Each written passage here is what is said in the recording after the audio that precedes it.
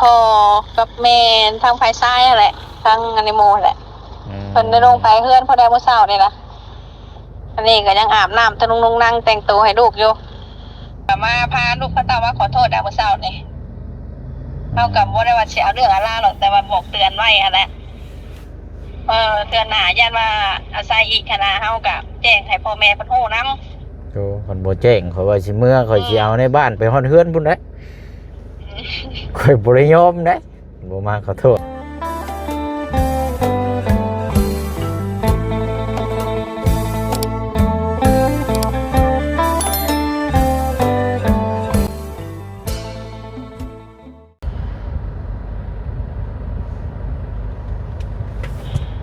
ภาพฝนตกก็หยุดก็เศร้าปวดแล้วนี่พี่น้อยเนาะไปทางใดบ่ได้นั่งแต่อยู่ในรถกินอีกอะอากาศก็หนาวหรือว่าน้ำบ่สบายบ่เนาะใส่เสื้อก่อน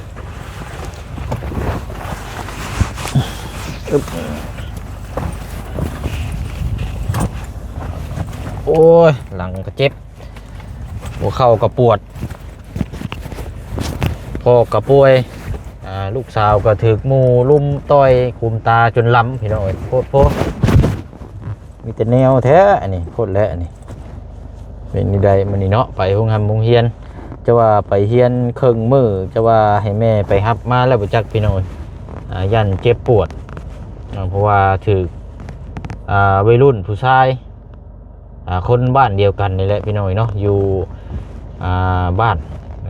ไปวัดตอนแรงไปดินอยู่วัดเลยถึงเขาลุ่มต้อยว่าสันเนาะผู้ชายมาต่อยผู้หญิงพี่น้อย3 รุ่ม 1ว่าสันเนาะตามที่ทางน้องแจ้งมาทางพี่เปียวขุมตาข้างซ้ายนี่พี่น้องจุ่มเขียวเห็ดดุข่อยคักดีดออันนี้เนาะพอหากระเซ้าป่วยก็ยังโมเศร้าปานใดพี่น้อยเนาะทางผู้เป็นพ่อที่เว้าในตอนนี้กัน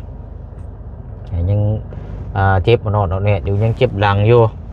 ว่ากับเจ็บปวดหัวเข่าแน่ลูกปวดมาเจ็บคุมตาเนาะเห็นคลิปเมื่อคืนนี่พี่น้องเฝ้าโทรเมื่อหาเลยโอ้เห็นนี่ตกใจขนาดเลยเมื่อคืนนี่ดีแต่ว่ากับเมื่อเช้านี่ไปโรงเรียนแล้วพี่น้องเนาะแต่ว่ายังบ่ทันได้โทรถามทางแม่น้องเปียวอีกว่าอาการเป็นจังใดเนาะมื้อนี้ก็พังผู้เสียงก็สิเดินทางกลับแล้วพี่น้องเนาะประมาณ2-3 โมงนี่ก็เดินทางกลับแล้วมื้อนี้ก็เนาะเพราะว่าขึ้นมารอบนี้ก็ตั้งแต่วันจันทร์พุ่นแหละพี่น้องเนาะมื้อนี้ก็เป็นวันพุธประมาณ 7-8-9 มื้อแล้วพี่น้องเนาะกระเป๋ากระไหม่เบิ่นเลยพี่น้องเอ้ยมื้อตั้งหลักไม้ก่อนบัดนี้เนาะตั้งหลักตั้งเกณฑ์ไม้ก่อนจังว่าจังลุยงานต่ออีกเนาะกับทักทายสบายดีและสวัสดีพ่อแม่พี่น้องเบิดสุขุสุคนเด้อพี่น้องเนาะมาพบมาเจอกันอีกคือเก่าคือเดิมเนาะมื้อนี้ก็โอ้พี่น้องเอ้ยได้รับรู้เรื่องข่าวทั้งลูกสาวเมื่อคืนนี่ก็บ่สบายใจเนาะถ้าเฮาได้ยินเรื่องราวที่แบบธรรมดาก็ยังไข้ได้พี่น้องแบบมาร่างกายบ่เจ็บบ่หยังอันนี้คุมตาจนดำพี่น้องเนาะถึกปั้นนี่ใส่คุมตาเขียวไปลายเติบเนาะ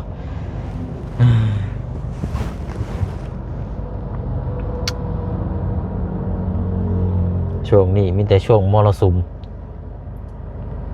หลักๆเลยก็ทางผู้เชี่ยงนี่แหละพี่น้องเนาะเมื่อวานเมื่อก่อนนี่ก็ใส่น้ำเกลือถุงนึงก็พอได้มีเหือมีแห้งแน่แต่ก็กินน้ำก็ถือว่ากินลายอยู่ได้พี่น้องแต่ว่าคือว่าอะไรมันอยู่ในช่วงที่มันอยากเป็นก็มาเข้ากับพักพอหน่อยแน่แหละพี่น้องเนาะเกี่ยวกับตัวนี้น้ำใส่น้ำเกลือไปก็คือว่าใครแน่แต่ว่าก็มาเจ็บแอวพี่บัดนี้พี่น้องเจ็บแอวนี่เวลาเจ็บปวดแห้งนี่หายใจเบิดฝืดจักซีเมนเกี่ยวกับอย่างอีกแล้วบาดนี้พี่น้องเนาะโอ้มีแต่โรคภัยไข้เจ็บพี่น้องยังอันนี้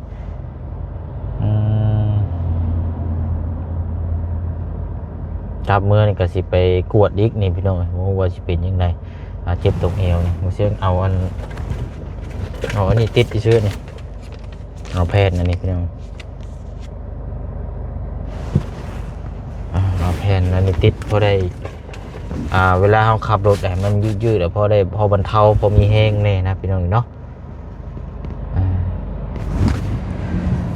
ไปบัดนี้เบิ่งก่อนโทรถามทางแม่น้องเปียวก่อนเป็นจังไดเนาะอาการ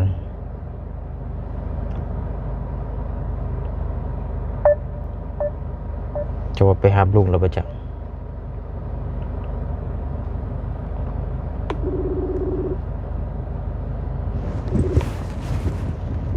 ฮัลโหล ฮัลโหล เออ เห็นหยังอยู่ นั่งเผาห่านนี่แหละเผานั่งเผาแต่เช้าโหบ่ได้ขายอยู่นี่ โหดแล้วนี่เนาะหันค่าก็เงียบเงาแท้นี่ เพราะว่าเงียบทั้งงานร้านเงียบทั้งคนเลยดิ เงียบทั้งคนเงียบทั้งห้านเงียบไปเบิดเลยบ่ เงียบไปหมดเลย ตายแล้วนี่ว่าสิขอเงินอยู่ได้นี่เติมน้ำมันมื้อนี่ บ่ได้ยินว่าบ่อยู่ค่า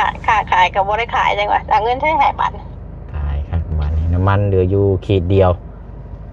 สิเมื่อบ้านได้อีบ่นี่200เกือบ200กิโล บ่มีคนนึงว่าแถบน่ะ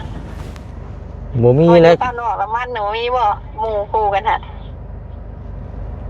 บ่มีคนลึ่งแล้ว พอไปหาเป็นหมู่แน่อยู่ปั๊มน้ำมันน่ะ บ่มีคนลึ่งมีแต่เพิ่นดึงกับเฮานี่แหละ เพิ่นดึงกับเฮานี่มี มีหมู่อันขายน้ำมันคักแน่เนาะพอได้เซ็นแน่ มีอยู่นี่เนี่ยจอดข้างปั๊มน้ำมันอยู่นี่ออกมาแต่ห้องน้ำนี่แหละปวดท้อง อืม บดีฝนตกแล้วก็มาจอดไปใส่กับบ่ได้ฝนตกแห้งแล้วก็เศร้ากินนี่บ่ได้ตกบ่อยู่บ้าน บ่แดด เอาดื่มเด้อนี่ถ่ายคลิปเด้ออัดคลิปอยู่สบายสบายดีพี่น้องแน่ สบายดีเด้อ เนาะช่วงนี้ช่วงมรสุมได้พี่น้องบอกตรงๆในช่วงนี้บ่เชียงยังบ่ทันได้แจ้งบอกแม่น้องเปียวอีกเด้นี่ว่าอาการนี่ทั้งผัวนี่เป็นจังไดอีกนี่ท่านได้รับรู้เลยสิตกใจอีกนี่ นี่เนาะ เมื่อคืนนี่ก็ได้รับข่าวทางลูกก็ทางนี้ก็เห็นก็แทบตกใจได้แบบเห็นแบบมันป้าคือเกินแท้นะ โยเนาะคันสิว่าเนาะเด็กน้อยแฮงผู้ชายเนาะแฮงผู้หญิงอ่ะ ไปโรงเรียนแล้วเนาะเรียบร้อยเลย ไปเลย บ่ได้อยากมาบ่ บ่เมื่อเช้านี่ตื่นมากับวนมาปวดตาอยู่ปวดหม่องอันนี้หม่องแถวคิ้วนี่ คือปั่นต่อยขมตาเนาะที่ตาบ่บอด โยกลับมาเจอของนักๆแม่ก็ว่าได้เนาะ ปั่นต่อยชื่อคันว่าคือยังก็เพิ่นคือตาบอดน่ะป้าบ่แห้งเนาะสิจังใดเด้มันกลัวหายาดม แค่มื้อเช้านี่ก็พอกับแม่ทางภายซ้ายนั่นแหละทางอนิโมแหละเพิ่นได้ลงไปเฮือนพอได้มื้อเช้านี่ล่ะอันนี้ก็ยังอาบน้ำตะนุ่งนั่งแต่งตัวให้ลูกอยู่พาลูกพาเต่าลงไปเฮือนเพิ่นแหละ โอ้ เพิ่นก็เพิ่นก็ได้บอกลูกบอกเต้าเพิ่นนั่นแหละเพิ่นก็ ค เพิ่ น นก็พานี่แหละมาขอโทษนำแน่ อันคนอยู่แถวใดอันนี้น่ะ โอ้ยก็สิเว้าเปรียบเทียบกับบ่มันก็เป็นคนคนไกลหรอกก็สิบ่ได้เชื่อสายกันเลย ได้คำว่าได้แต่เหงาก็สิห้องน้ำมาเป็นน้องซะเพราะฉันก็ได้ ไผน่ะ หน้าลูกอันนี้ลูกสาวกองเพิ่นนี่ ผู้ต่อยหั่นบ่ แม่นผู้ตายตานั่น แล้วก็คนได้ยินเดี๋ยวซื้อตูนหรือชื่อตุ้นนี่แหละก็บ่มั่นใจว่าเป็นลูกหลานผู้ใด สกอง เพิ่นบ่มาผู้นั้นน่ะผู้นั้นเพิ่นบ่มา บอนผู้ต้อยในลูกสกองแซ่น่ะ เฮานี่หลานอันนี้เด้เพิ่นดันนี่ในไอ้เจ้าห้องน้ำไม่ทำม่วนแน่เนาะ เจ้าน้ำบ่ได้ฮู้ไปนะเดี๋ยวนี้เด้อๆดีอยู่นี่เว้ามาก็คักรถ เฒ่าอันนี้หลานเฒ่าลูกลูกเฒ่ากองทองมาใช่บ่เฒ่าทองมาใช่บ่หลานชายแล้วน่ะ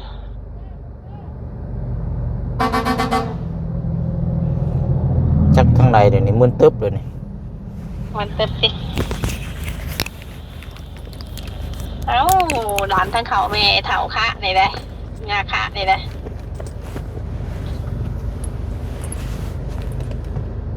อย่าบอกนะมึนนี่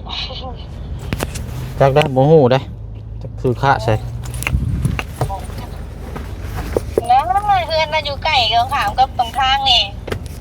พอได้ซื้อกองไงก็กองฮัดใช่บ่ซื้อฮัดบ่พอซื้อฮัดตรงขามกับเพื่อนเขาอย่านี่แหละตรงขามกับเพื่อนปะปนน่ะแล้วเพิ่นก็มาพาลูกพระเต้าว่าขอโทษเมื่อเช้านี่เท่ากับบ่ได้ว่าสิเอาเรื่องอะไรหรอกแต่ว่าบอกเตือนไว้หั่นแหละเตือนหน้าย่านว่าอาศัยอีกคณะเฮาก็แจ้งให้พ่อแม่เพิ่นฮู้นำ โธ่เพิ่นบ่แจ้งข่อยว่าสิเมื่อข่อยสิเอาในบ้านไปฮอดเฮือนพุ่นเด้ข่อยบ่ได้ยอมเด้บ่มาขอโทษหนูข่อย มาขอโทษแล้ว เฮ็ดแนวบ่เฮ็ดเดียวบ่เป็นเรื่องไปตีกันตาบอดแตกตานั่นพอแห้งแล้วเฮ็ดแนวบ่เฮ็ด บ่หลายก็ว่าเด็กน้อยเนาะเฮาก็บอกแจ้งทางพ่อแม่เพิ่นรับรู้แล้วก็ย่าบัดนี้ บอกห้ามฮู้กันแล้วก็ต่อไปก็คือว่าแน่ก็ให้ระมัดระวังบอกลูกหลานคอยบอกคอยจาบอกเอาหั่นแหละมันเป็นมามันยากใช่แล้วยากพ่อแม่ ใช่แน่เฮาแจ้งพ่อแม่เพิ่นฮู้แล้วเพิ่นก็สิได้บอกลูกบอกเต้าเพิ่นคำเฮาบ่บอกว่าเทื่อหน้าใส่อีกเด้อเนาะแล้วสิว่าเอาตะกี้ก็คือบ่บอกอีกแหละหั่นน่ะ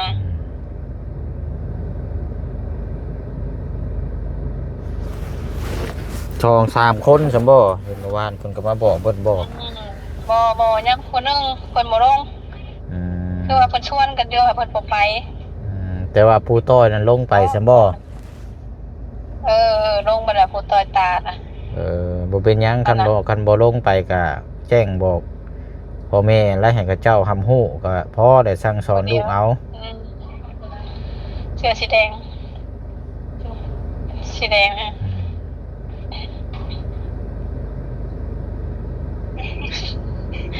เดี๋ยวเรา3คนนอนจับคนนึงคนนึงก็ต้อยแหละอยู่เนาะยุมผมยุมหางกันจะได้ผู้เห็นกันได้ใช่บ่เนาะตะคุมซอยถามต้นปลายสาเหตุอยู่เพิ่นก็บ่ได้ท่าก็สิว่าทางนี้ก็สิว่าทางนี้ท่าใช่นะเฮาก็บ่ฮู้เนาะเด็กน้อยเว้ากันเฮาก็บ่จักหรอกมันอยู่ในเหตุการณ์ก็สิว่าข่าวข้างลูกเฮาก็บ่อยู่ในเหตุการณ์ใช่นะเฮาก็พังไป2พาย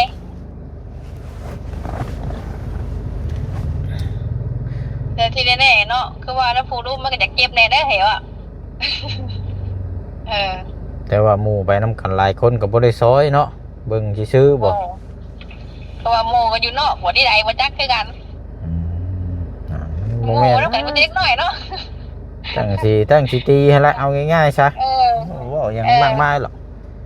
แม่ผู้ชายก็นั่งห่าวอยากตีเอาง่ายว่าเป็นกลุ่มเป็นหมวดกันจากท่าตีกันน่ะไล่ไปไล่มาแบบนั้นผู้ต้อยตีแบบลูกหลานตัวเองบ่แต่ว่าโมเมนต์ลูกหลานแบบติดลูกหลานห่างค่ะเชื่อว่าเล็กน้อยชั่วโมงนี้กับคำโบเขาก็โมโหเราว่าเป็นอันนี้ก็ได้เนาะมันห่างกันดีๆอ่ะก็มาคนเดินคนไกลคนแหละก็มาโบไล่แต่เงาแต่ต้นมากก็ได้ นะอย่าแล้วทางพ่อกับแม่เพิ่นก็เอาลูกเต้ามาเว้าแล้วก็ขอโทษขออภัยแหละมีแต่ว่าทางผู้นี่เราบ่เจ็บปานใดก็นั่นละทั้งมือเปลวก็แต่ปวดตาก็กินยามันเท่าอันนั้นผมตาเขียวตบอยู่บ่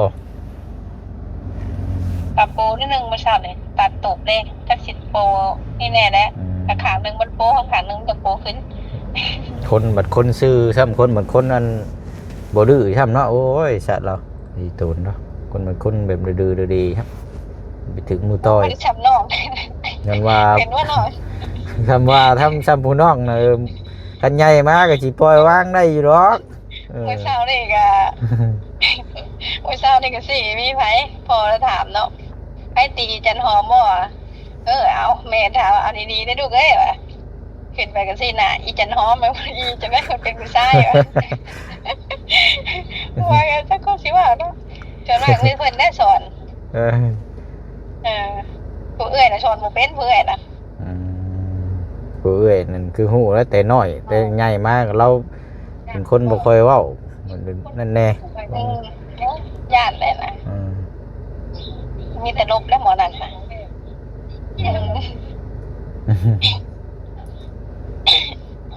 ดีแล้วมื้อนี้ก็สิเดินทางเมื่อพระอีกจักหน่อยก่อน 3-4 โมงพุ่นแหละเดินทางเมื่อนำกัน3 คนไปโรงเรียนแต่ผู้น้องก็ตื่นมาเช้านี้ก็จนฝันเลยว่าฝันจะได้ไปแก้แค้นให้เอ้ยเราฝันได้แม่เขาจนว่าไปตีขึ้นให้เอ้ยเซลแล้วฝันน่ะจะเก็บไปฝันแล้วเมื่อเช้านี่ก็พ่อแม่เพิ่นมาก็มีแต่เพิ่นได้ว่าเมื่อเช้าสอนผู้เอ้ยแล้วบ่กล้าสุนะผู้เอ้ยน่ะมาถามอยู่อันผู้ชื่อจันหอมแล้วก็มาเมื่อเช้านี่ก็ได้บ่ได้ตีบ่ละพ่อน่ะมาถามไอ้เปลวว่าตบหัว2เทื่อก็บ่ตีนะน้อยเนาะตีต่อยแล้วก็ว่าบ่ตีน่ะก็จ้าว่าไปอาชีพว่าก็ลื่นพี่เปลวลื่นอยู่ประมาณปีนึงนะประมาณ8 ปีนี่แหละอันนั้นก็ได้แต่คนนึงนี่แหละสิอายุหลายอยู่เนาะแต่ตัวน้อยเนาะเปิดบ่มานี่เด้ก็สิว่าก็สิเมนตูนกับสิเมนลูกอันนี้เด้ก็ลูกหมู่เก่าเจ้าหั่นละไผชื่อตูนคำว่าตูนหวานหวานเกิดก่อนหมอเปลวแล้วหมอนี่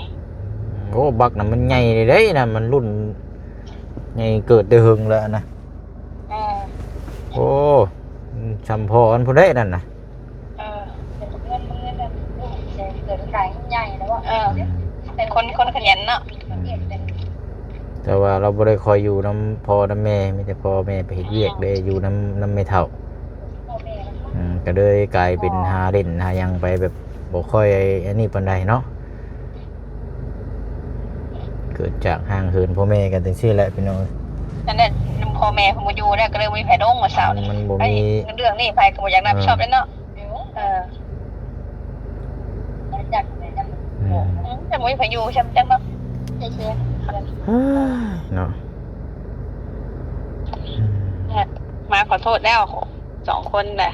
เพราะว่าสิผูกแขนให้อยู่เช้านี่ค่ะบ่มีไผผูกแขนว่ะก็เลยยาดอกว่ะอาจจะสิได้เพิ่นว่าสิมาอยู่บ่จัก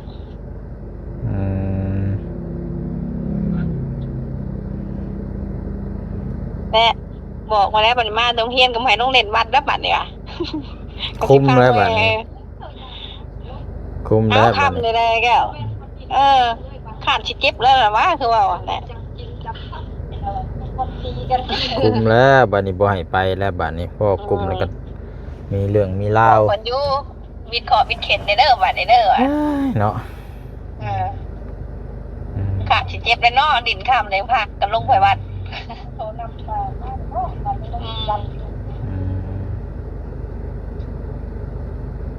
อะไรเนาะบ่เอื้อยน่ะบ่ปานใดดอกผู้น้อยนะบัดนี้สิย่ำผู้น้อยนะบัดนี้แก่นจับจังว่าจังนั่นกันสักแต่ว่าอาการเนาะ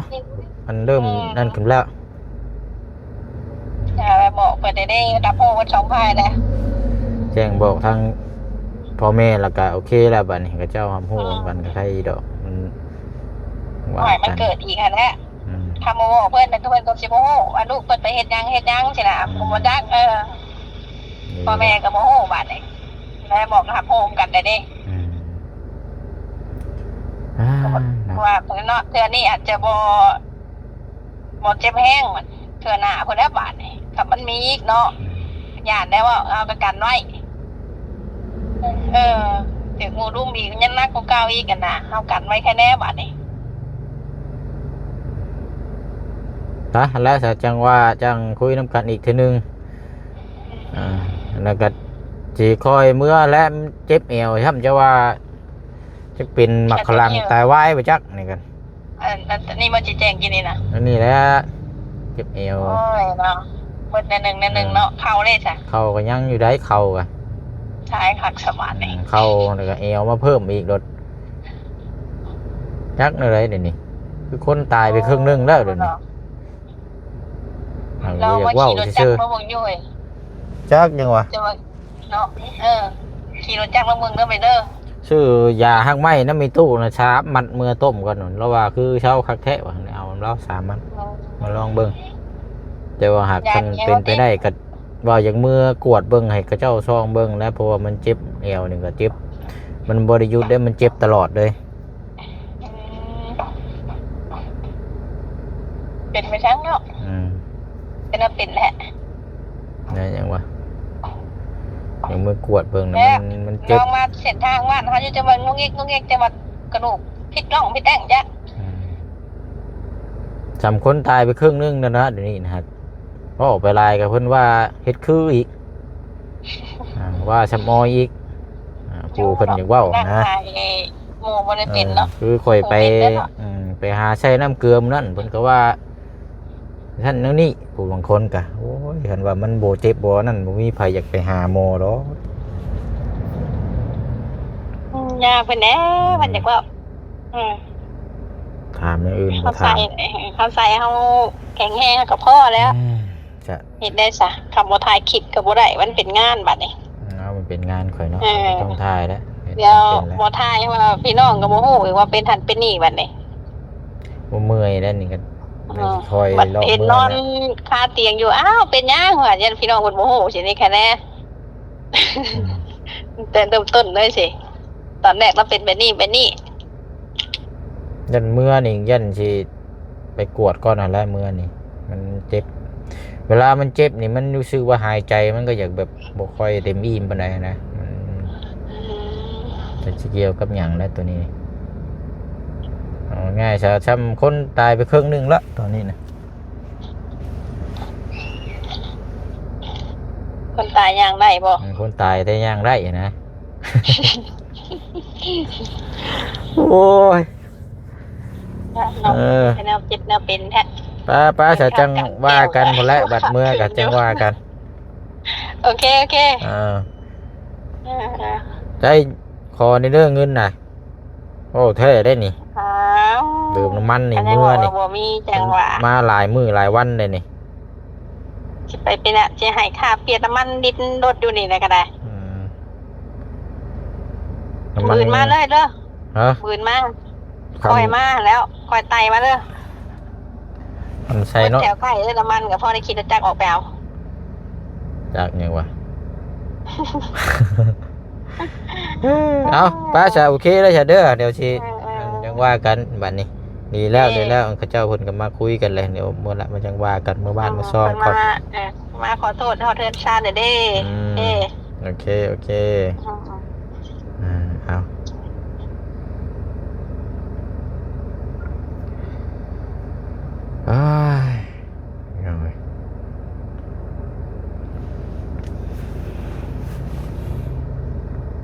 เบิ่งน้ำพอน้ำลูกบาดนี้เนาะลูกกับใครแน่พี่น้องเป็นตาก็คือว่าใครแน่จังหวะมันพอปวดนิดนึงมาสั่นเนาะ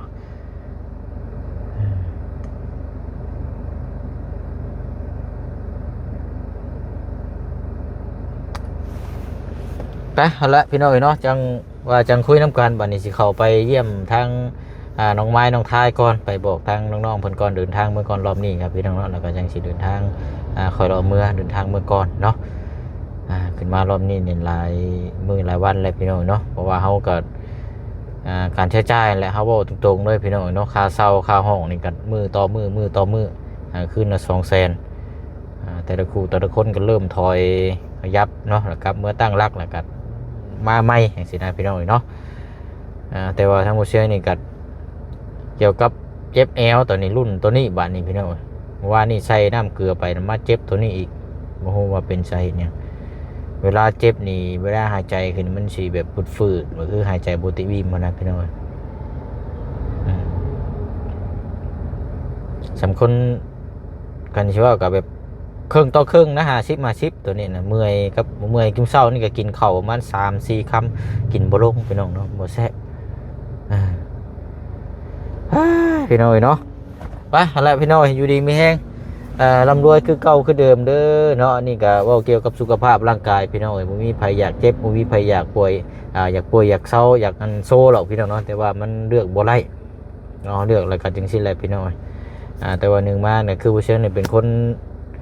เฮ็ดคลิปแล้วก็เวลาเจ็บไข้และป่วยไปใส่ก็แล้วแต่เฮาเฮ็ดคลิปนะพี่น้องเฮาต้องถ่ายคลิปแต่เฮาต้องแจ้งพ่อแม่พี่น้องนะครับฮู้นํกันเนาะตั้งแต่เป็นหันเป็นนี่มาเนี่ยมาหาฮู้ทีหลังกับพี่น้องได้หาฮู้แล้วก็บ่สบายอกสบายใจเป็นไรพี่น้องเนาะเฮาต้องแจ้งเริ่มตั้งแต่เริ่มต้นนี่แหละพี่น้องเนาะเพราะว่าเพิ่นก็ติดตามเฮามาเกือบทุกคลิปเบิ่งทุกคลิปส่งกำลังใจให้ตลอดเนาะกดไลค์กดแชร์แล้วก็เบิ่ง